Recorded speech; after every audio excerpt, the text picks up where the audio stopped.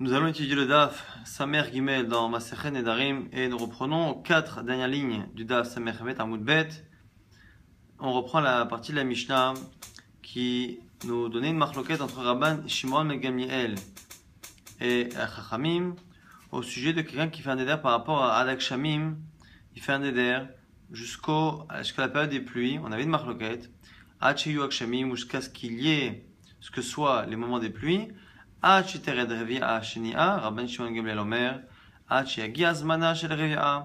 que on avait 3 périodes de pluie à l'époque, la première pluie, la seconde et la troisième pluie de l'hiver, et tout le monde est d'accord que c'est la seconde pluie qui est importante. La question ici qui est sujet à la marloquette, c'est est-ce que c'est la deuxième pluie effective ou si c'est la période où habituellement cette seconde pluie arrive. Selon le premier avis Tanakama, eh bien, il faut qu'il y ait la seconde pluie qui vienne pour de bon.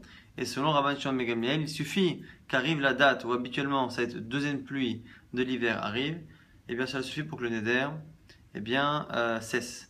On dit ici, Rabbi Zera, Rabbi Zera, Machloket Amar Adak Shamim, Aval Amar Adak Geshem, Azman Geshamim Ka'amar. Nous dit ici Rabbi Zera, c'est parce qu'il a fait le neder par rapport à Geshamim, par rapport aux pluies. Donc, comme il a fait par rapport aux pluies, au pluriel, ça a l'air d'être, pour en tout cas Tanakama, qu'il a vraiment fait dépendre son éder des pluies, quoi, de la pluie réellement. Mais s'il dit Ada Geshem, je fais le neder jusqu'à la pluie, eh bien, selon Rabbi Zera, ça connote selon tout le monde qu'on parle ici d'une période et non pas réellement des pluies qui tombent du ciel. Réellement, la pluie, c'est la période de la pluie. Donc, nous dit Rabbi Zera, il n'y aurait pas de marloquette. Même Tanakama serait d'accord que c'est le Zman Ekshamim, c'est la période de la seconde pluie, qui est ici la kavana du bonhomme, lorsque la personne dit Ada Geshem, la marloquette n'existerait que lorsqu'il y a Hageshaim. Là-dessus, justement, la Gemara va objecter. Va objecter ici avec une braïta. Déjà, pour comprendre l'objection, il faut comprendre déjà que la Gemara, elle a de partir du principe que Stam, lorsque quelqu'un fait un éder par rapport à la pluie, en général, il dit Ada Geshem, jusqu'à la pluie. Et donc, en général, ça devrait être comme ce qu'a dit Rabbi Zera, qu'en général, lorsque quelqu'un fait un éder, à part si on sait qu'on précise qu'il a dit Adak Shamim jusqu'aux pluies au pluriel, eh bien, en temps normal, il dit Adak Shamim, ici il dit Adak Shamim, en général, il n'y a pas de marloquette entre Tanakama et Rashbag, tout le monde serait d'accord que c'est la période de la pluie. Et c'est à partir de là que l'on va objecter. On a une braïta qui nous dit Ezoïz Mana Shel Revi'a.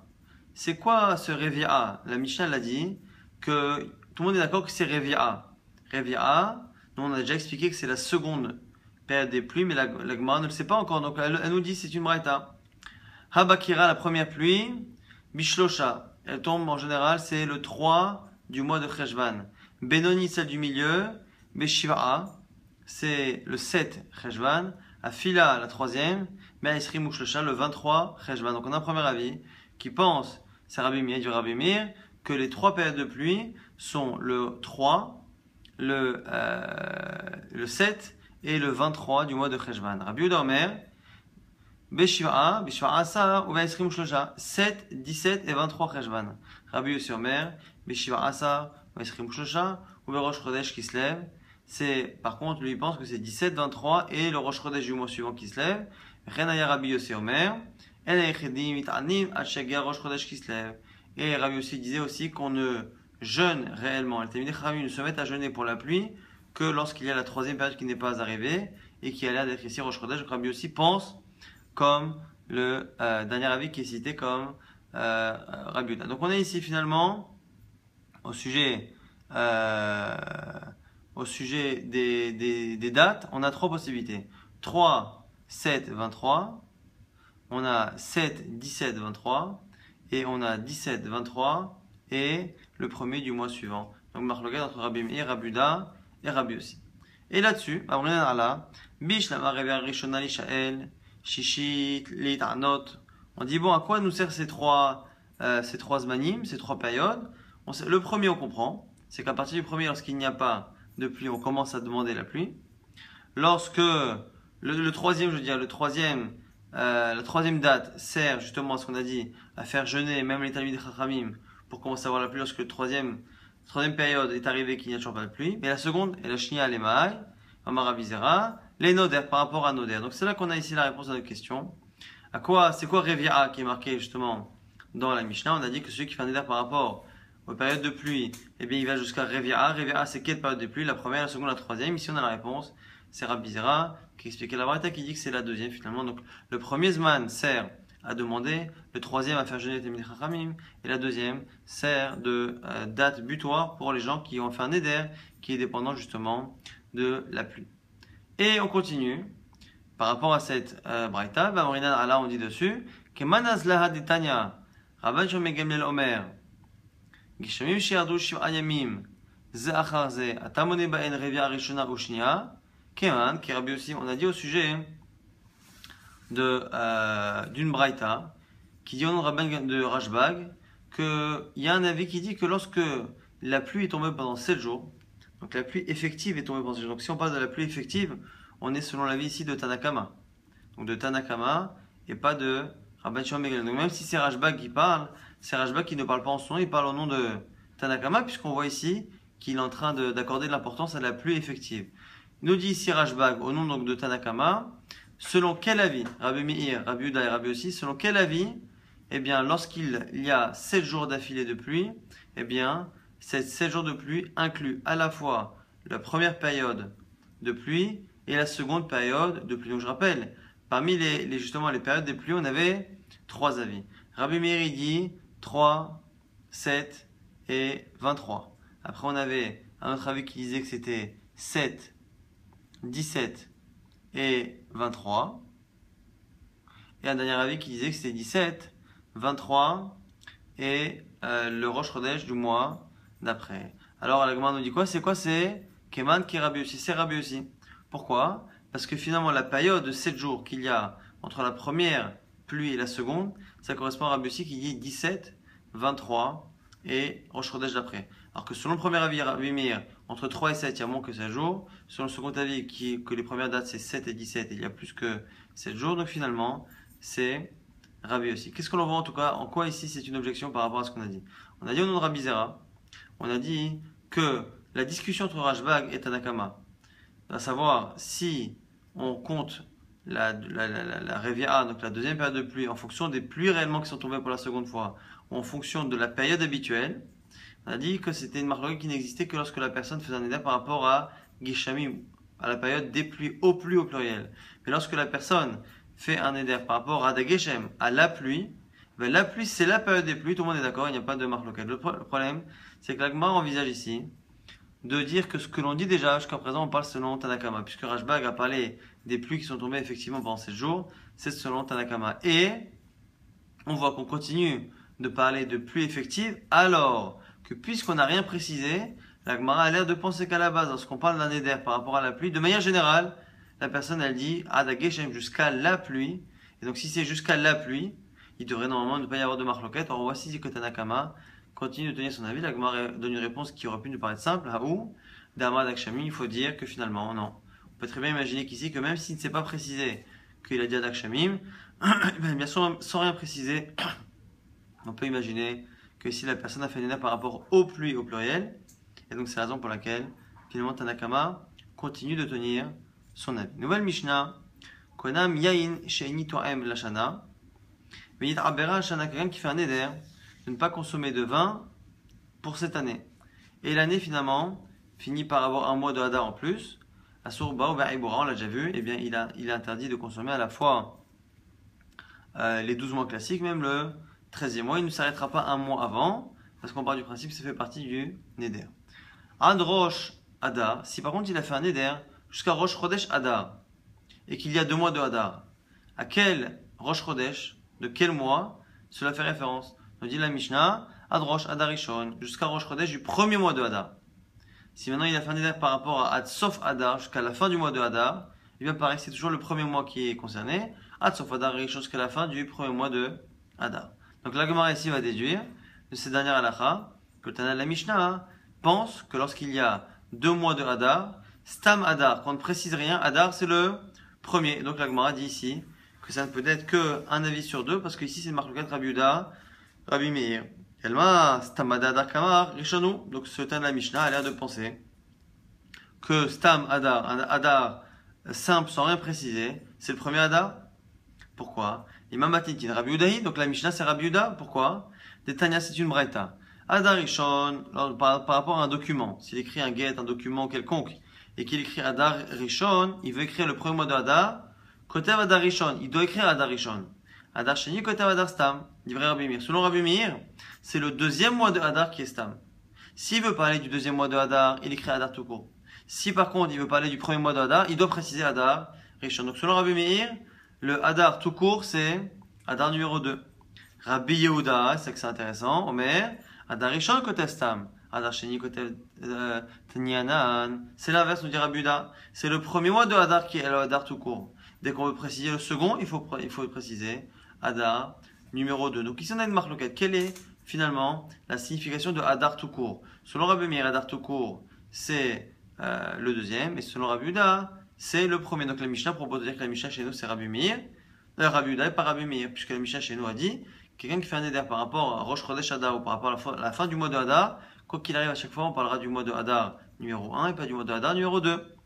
La Gemara dit non, ça n'a rien à voir. Amarabaye afilu teima Rabbi Meir, ha de Adar de Ma'ber Hashata, ha de lo Yadar. Au lieu de dire que la Mishnah n'est que selon Rabbi Yehuda et pas selon Rabbi Meir, surtout qu'on a un principe qu'à la base, une Mishnah anonyme, Stam, elle est comme Rabbi Meir. Au lieu de dire ça, dit que dans la Mishnah, elle est à la fois selon Rabbi Meir, à la fois selon Rabbi Yehuda. La différence, c'est justement en fonction de la personne. Est-ce que la personne savait qu'il y avait une Shana Meroberet ou pas? Quand est-ce que Rabbi Meir a dit que la personne, lorsqu'elle fait Stam, sa kavana c'est sur le Hadar numéro 2, c'est quand la personne sait qu'il va y avoir 2 mois. La personne sait que cette année, ce sera Shana Meroberet, qu'il y aura 2 mois de Hadar.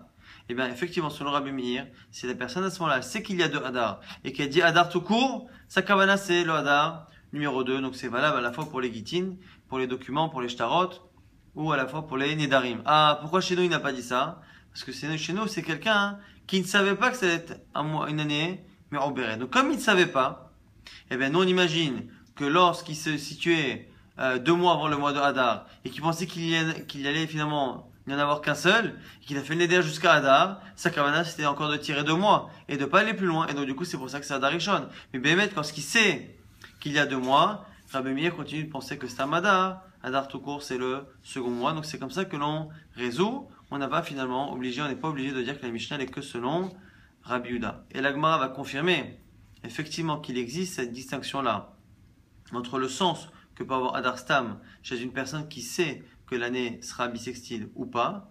On l'apprend d'une braïta, Vehatania. Une braïta qui dit par exemple par rapport à un Neder. Ad Rosh Chodesh Hadar, quelqu'un qui fait un éder par rapport à Rosh Chodesh Hadar, comme dans la Mishnah, eh bien, Ad Rosh Chodesh Hadar Rishon. C'est Hadar Rishon, ça va jusqu'à Rosh Chodesh Hadar numéro 1. Donc le Hadar numéro 1, très bien. Ce qui sous-entend qu'il y a 2 mois de Hadar, mais que ça va jusqu'au numéro 1. Après, la Mishnah, la Braïta nous dit quelque chose d'étonnant. Im Haïta Shana Me'oberet. Si maintenant l'année comporte 2 mois, eh bien, Ad Rosh Chodesh Hadar Sheni. Ça ira jusqu'au Rosh Chodesh Hadar numéro 2. Ici qu'il y a un problème.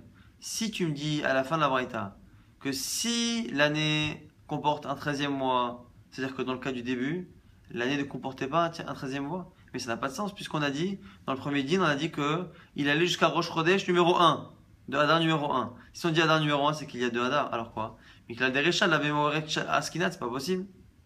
Et lama, Shvamina Hadepshitale de Ma'abrashata, Ha de Loyada. La différence qui est entre le début et la fin, c'est pas que dans le premier cas, c'est une année qui n'est pas Meroberet, et dans le second cas, elle est, ce qu'on voit que dans les deux, elle est. C'est dans le premier cas, on dit qu'elle est pas Meroberet dans le sens où il ne sait pas qu'elle est Meroberet. Comme il ne sait pas qu'elle est Meroberet, ça va jusqu'à Hadar Rishon. Quand après on dit, mais si l'année elle est Meroberet, elle l'est toujours. Mais s'il sait qu'elle est Meroberet, à ce moment-là, ça va jusqu'à Hadar Sheni. Donc on a la confirmation a priori d'une Braïta, qui n'est compréhensible qu'avec ce chilouk-là. On a finalement la confirmation qu'il existe bien une distinction entre justement les personnes qui savent ou qui ne savent pas, même ceux qui pensent comme Rabbi Meir que Stam en général, Hadar tout court, c'est l'Hadar numéro 2, c'est à la condition que la personne soit au courant qu'il y a 2 mois. S'il n'est pas au courant, on sait très bien qu'il pense au premier mois. Noël Mishnah, qui ici n'aura pas a priori de Gemara, qui nous rapporte quelques halachot, quelques exceptions. On a dit jusqu'à présent que lorsqu'on faisait un éder par rapport à une date qui était fixe, comme Pessah, comme des fêtes, ça allait jusqu'à la fête, jusqu'avant la fête. Lorsqu'on disait Ad Shehiyeh, jusqu'à ce que soit Pessah, eh bien, c'est jusqu'à ce que la fête se termine. Mais, ici on verra certaines exceptions. Les exceptions justement sont liées à des cas où la situation nous prouve que même s'il a dit jusqu'à ce que ce soit Pessah, jusqu'à ce que ce soit Sukkot, eh bien la situation ou le type de neder qu'il a fait nous prouve que exceptionnellement ici on sait très bien qu'en fait sa kavana a été de s'arrêter juste avant. Rabbi Yehuda Omer,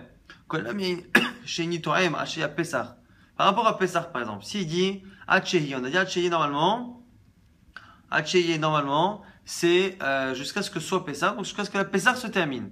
Sauf qu'ici, il a fait un neder par rapport au vin. Or, le vin fait partie des seuls aliments que l'on est obligé de consommer le soir de Pessah. L'oni kaven, et là, la Pessah.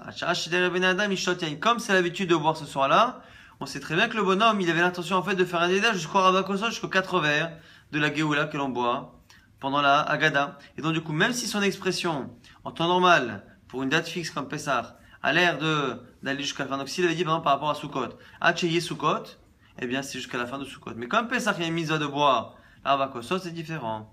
Pareil, Amar Kodam Basar Shenito Em Hachehi Atzom, et no Asur Elatzom. Il fait un neder de pas consommer de viande jusqu'à ce que soit le jeûne. Et bien ici, le neder s'arrête avant le jeûne, parce qu'on sait très bien que la personne avait l'intention de faire le neder par rapport au jeûne qui est Kippour. Et bien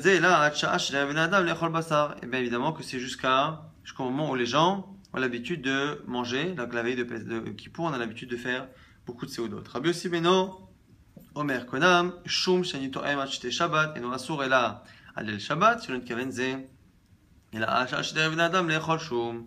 Celui qui fait un neder de ne pas manger de choum, pas manger donc d'ail jusqu'à Shabbat, normalement ça devrait inclure tout Shabbat, parce qu'il a dit jusqu'à ce que ce soit Shabbat, ça devrait normalement attendre que le Shabbat passe, mais comme encore une fois, Ezra a demandé à ce que les gens mangent de l'ail, puisque normalement les Talmidei Chachamim n'avaient de relations conjugales que le soir de Pessah, et que pour justement ce genre de choses, eh bien l'ail est quelque chose qui aide, et bien du coup les gens mangeaient de l'ail le vendredi soir, et donc on sait très bien que la personne, lorsqu'elle a fait un neder de ne pas manger d'ail jusqu'à Shabbat, sa kavana c'est jusqu'au repas où on va tous en manger. Ceux qui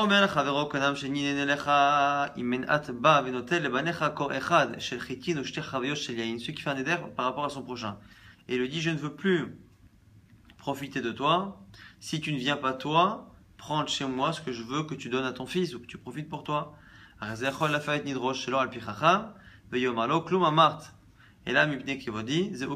on peut annuler le neder sans forcément aller voir un chacham. Pourquoi?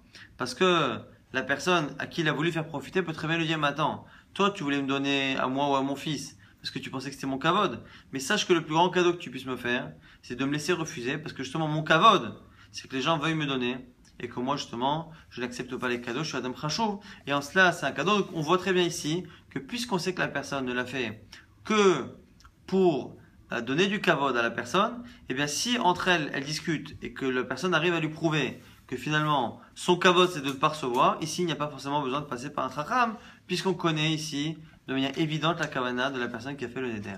Vechen, dans le même genre, je t'interdis à toi de profiter de moi, l'inverse. Je ne veux pas que tu profites de moi si tu ne donnes pas quelque chose à mon fils. Rabbi Meir Omer Aso, Rabbi Meir dit ici il n'y a rien à faire.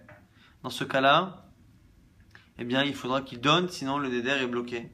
Chachamim dit c'est comme le cas d'avant.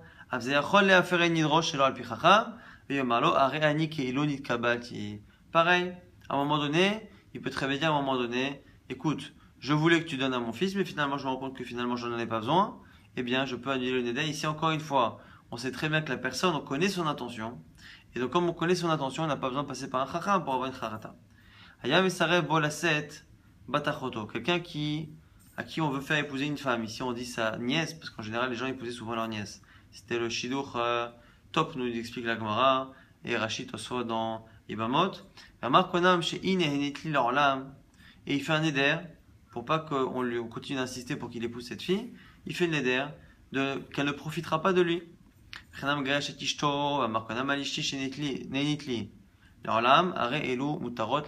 pareil, il a divorcé sa femme, il fait le neder qu'elle ne profite plus de lui. On nous dit ici, elles ont le droit de profiter de lui. Chez Lonit Kavedze et là, chez Mishkut. Ici, cette personne-là, lorsqu'il a fait le neder, n'a pas fait un neder réellement que les personnes ne profitent pas de lui, qui ne rentrent pas dans sa maison, qui ne touchent pas une affaire qui lui appartient. Il a voulu ici couper court à toute possibilité de se marier avec cette jeune fille ou de se remarier avec cette femme qui divorce. Et donc du coup sa kavana était par rapport à tout ce qui était intimité. Il a fait un neder de justement de ne pas avoir de relation intime avec ces personnes-là, et donc du coup de faire en sorte qu'il ne l'épouse pas, qu'il ne la réépouse pas. Mais sa kavana n'était pas de faire un neder comme on le fera avec un étranger. Pareil, dans le même genre, on voit que la situation vient nous donner une information et limiter le neder. Quelqu'un qui est invité avec insistance par son ami, je fais neder de ne pas rentrer dans ta maison, je fais neder de ne pas goûter une goutte d'un aliment qui t'appartient. Il a le droit de boire un verre d'eau chez lui, il a le droit de rentrer chez lui. Encore une fois, on sait très bien que sa kavana n'était que de ne pas accepter l'invitation du repas et de boire et de manger qui lui avait été faite, mais de rentrer réellement chez lui ou de boire un verre d'eau, c'était juste une exagération. Donc ici, on voit plusieurs cas. On voit que la situation de la personne permet justement de limiter l'application du neder. Adran alach, konamin, on a terminé, grâce à Dieu, le 8e pérec qui est alach, konamin.